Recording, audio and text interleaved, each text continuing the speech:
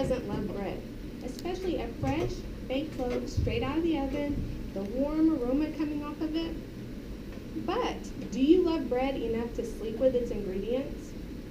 Well, according to the article Sourdough and French Bread by author Peter Tammany, Alaskan gold miners did. We have all heard about sourdough bread, and you may have even tried some from time to time. But did you know that sourdough is more than just bread? It's science. Sourdough actually begins with a process called fermentation. And today I'm going to tell you a little bit about that process. First, we're going to talk about the history, then the process of fermentation, and how to use your sourdough starter in a recipe.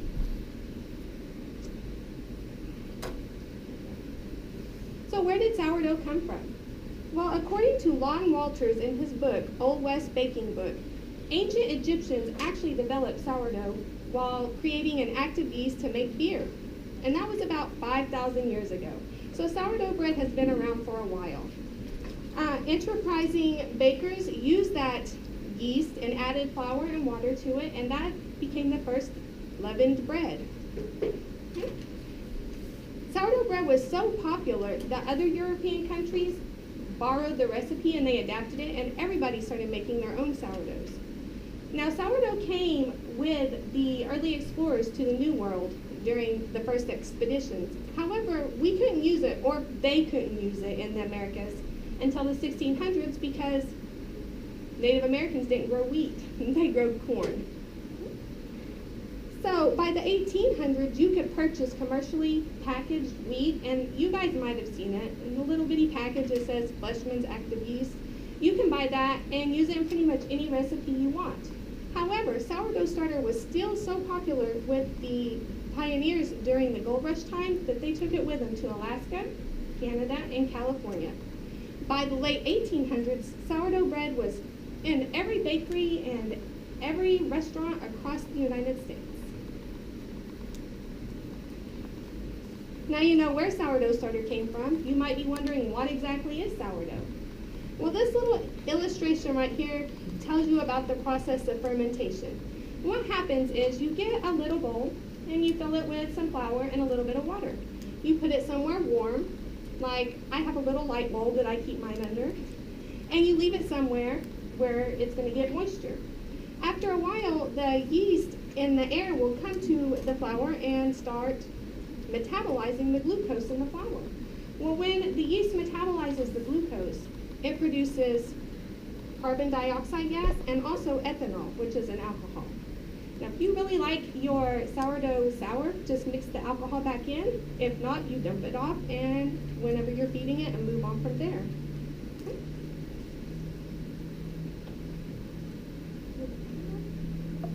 Now, sourdough cider sounds kind of exciting, doesn't it? Well, to me it does. So are you ready to give it a try? You've got your sourdough starter started. It's on the counter. You've been feeding it every day, twice a day, for 6 to 10 days. It's nice and bubbly, and you take the top off of it, and you get this nice yeasty aroma coming up from it. Whenever you feed it, it can double itself in size, which means you have about this much in the container, and after you feed it, it's about this much in the container. That's when you know it's ready. You know how to use your, or you know when your sourdough starter is ready, but what can you use it in? Well, that's the fun part. You can use sourdough starter in any recipe that you can use active yeast in. So I like to make loaf bread, pizza dough rolls. You can make anything though, even pancakes and dessert breads with it. If you've ever had sourdough, have you guys had sourdough bread? You know that no two loaves of sourdough taste the same. But why? It's because of time. When you're working with sourdough starter, time equals flavor. Now, I have 2 loaves of sourdough bread that I made from the same starter. It's the same recipe. I made it in 2 different batches. But when you taste it, hopefully you'll be able to tell that there's a different flavor. That's because one of my doughs, I let it rise for about 15 hours. And the other dough, I let it rise for about 5 hours. So when you're working with it, the longer you have your sourdough starter, I've only had mine 3 months. Some people pass it down from generation to generation. So that's like your family heirloom. But The time that you have your sourdough starter and also the time that you let your dough rise determines the flavor that your sourdough bread is going to have. Okay? In fact, according to an article written by Oliver Jones, Using Your Loaf, History and Chemistry of Bread, sourdough breads have that characteristic mild or kind of sour flavor because of the lactic acid that's produced as the yeast metabolizes the glucose.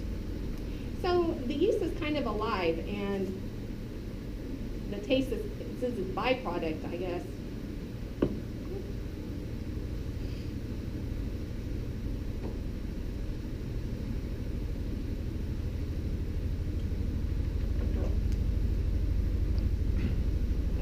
It doesn't want to do that one. It's okay. I already talked about it. Okay, we could try to use the computer if you wanted to press the space bar maybe and see if that does the trick. Just your references.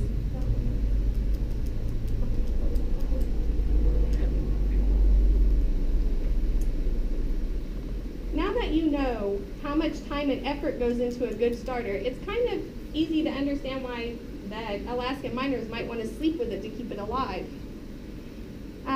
We talked about how sourdough starter has been around since ancient Egyptian times, whenever they developed fermentation to create beer.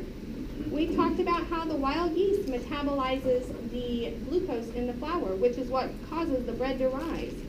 And we've also talked about how the key to a good sourdough bread is time. Time to develop the starter, time to rise the bread, and also time to bake it. So maybe the next time that you're out and about and you're looking at a sourdough bread on the menu, you might want to taste it and see what you think.